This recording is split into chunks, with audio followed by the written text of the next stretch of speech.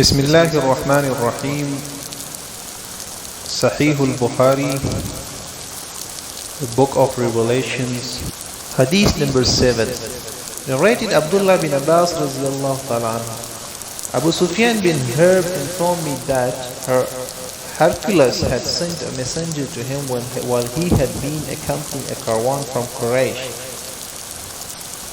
They were merchants doing business in Sham, Syria, Palestine, Lebanon, and Jordan at the time when Allah's Rasul had truce with Abu Sufyan and Quraysh infidels.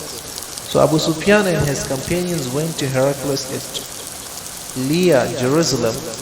Hercules called them in the court, and he had all the senior Roman dignitaries around him. He called for his translator, who, translating Hercules' question, said to them, "Who amongst you is closely related to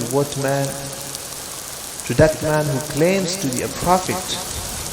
Abu Sufyan replied, "I am the nearest related to him amongst the group."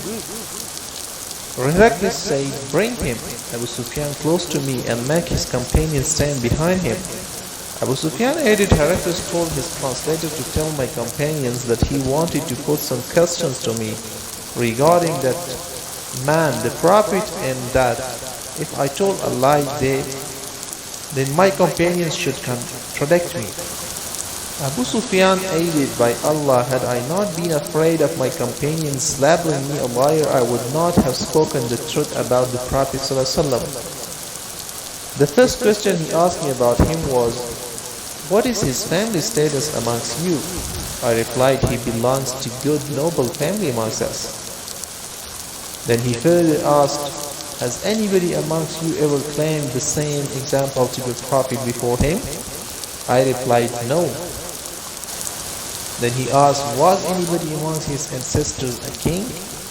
I replied, "No." Then he asked, "Do the nobles or the poor follow him?"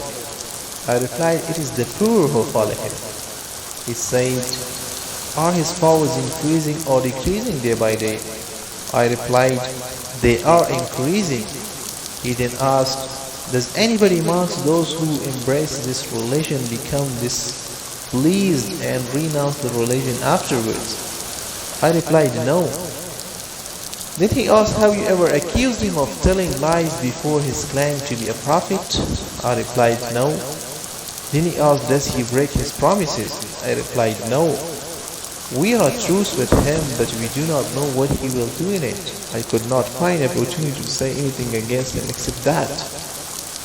Then he asked, "Have you ever had a war with him?" I replied, "Yes."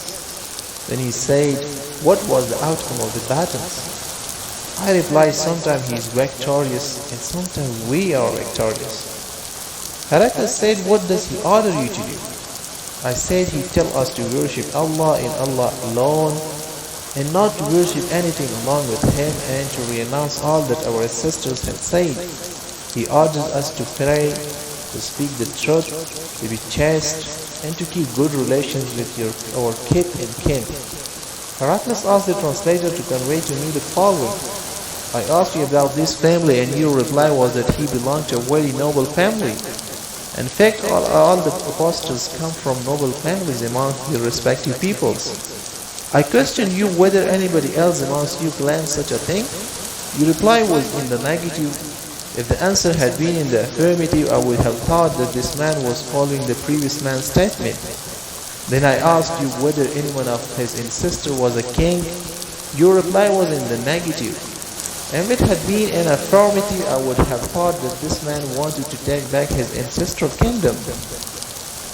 I further asked whether he was ever accused of telling lies before he said what he said, and his reply was in the negative. So I wonder how a person who does not tell a lie about others could ever tell a lie about Allah. I then asked you whether the rich people followed him or the poor. You replied that it was the poor who followed him, and in fact all the apostles have been followed by this very class of people. Then I asked you whether his followers were increasing or decreasing. You replied that they were increasing. And in fact, this is the way of true faith, till it is complete in all respects. I further asked you whether there was anybody who, after embracing his religion, became displeased and discarded his religion. Your reply was in the negative. And in fact, this is the sign of true faith. When its delight enters the hearts and mixes with them completely, I asked you. Then I asked you whether he had ever betrayed. You replied in the negative, and likewise the apostle never betrayed. Then I asked you what he ordered you to do. You replied that he ordered us to worship Allah in Allah alone and not to worship anything along with him, and forbade you to worship idols and ordered you to pray, to speak the truth and to be chaste. If what you have said is true, he will very soon occupy this place underneath my feet, and I knew it from the scriptures that he was going to appear, but I did not know that he would be from you. And if I could reach him, definitely I would go immediately to meet him, and if I were with him, I would certainly wash his feet. Heraclius then asked for the letter addressed by Allah's Rasul sallallahu alaihi wasallam. So when Heraclius then asked for the letter addressed by Allah's Rasul, which was delivered by Dia to the governor of Bursa, who forwarded to Heraclius to read, the contents of the letter were as follows. In the name of Allah, the Beneficent, the Merciful, this letter is from Muhammad, the slave of Allah and his Rasul sallallahu alaihi wasallam, to Heraclius, the ruler of Byzantine, peace be upon him, who follows the right path. Furthermore, I invite you to Islam, and if you become a Muslim, you will be safe, and Allah will double your reward. And if you reject this invitation of Islam, you will be committing a sin by misguiding your Arisian peasants. And I recite you to Allah's statement, O people of the scripture, come to a word common to you and us, that we worship none but Allah, and that we associate nothing in worship with Him, and that none of us shall take other as lords beside Allah. Then if they turn away, say, bear witness that we are Muslims, those who have surrendered to Allah.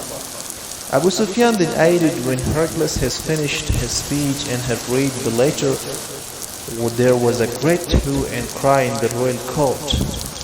So we were turned out of the court. I told my companions that the question of Ibn Abi Kabsha, the Prophet Muhammad has become so prominent that even the king of Bani al-Asfar, Byzantine, is afraid of him.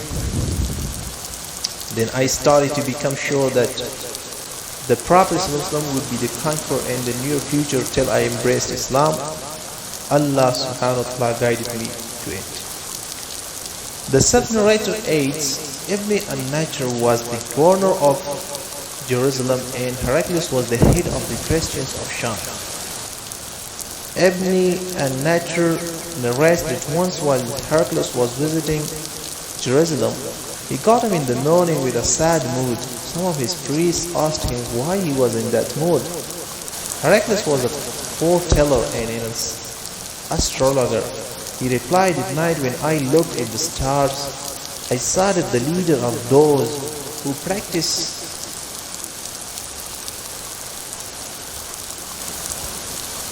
circumcision had appeared, become the conqueror. Who are they who practice circumcision? The people replied, except the Jews, nobody practices circumcision, so you should not be afraid them, mean Jews. Just issue orders to kill every Jew present in the country. While they were discussing it, a messenger sent by the king of Ghassan to convey the news of Allah to Heraclius was brought in. Having heard the news, Heraclius ordered the people to go and see whether the messenger of Ghassan was circumcised. The people, after seeing him, told Heraclius that he was circumcised. Heraclius then asked him about the Arabs. The messenger replied, Arabs also practice circumcision. After hearing that, Heraclius remarked that majority of the Arabs had appeared. Heraclius then wrote a letter to his friend in Rome who was as good as Heraclius in knowledge. Heraclius then left for Homs. a town in Syria, and stayed there till he received the reply of his letter from his friend, who agreed with him in his opinion about the emergence of the Prophet ﷺ and the fact that he was a prophet. On that, Heraclius invited all the heads of the Byzantines to assemble in his palace at Hans. When they assembled, he ordered that all the doors of his palace be closed. Then he came out, he said, O Byzantines, if success is your desire, and if you seek right guidance and want your empire to remain, then give a pledge of alliance to this Prophet ﷺ. Example, embrace the Islam. On hearing the views of Heraclius, the people ran towards the gates of the palace like onagers, but found the doors closed. Heraclius realized their hatred toward Islam, and when he lost the hope of their embracing Islam, he ordered that they should be brought back in audience. When they returned, he said, "What already said was just to test the strength of your conviction, and I have seen it." The people prostrated before him and became pleased with him. And this was the end of Heraclius' story in connection with his fate.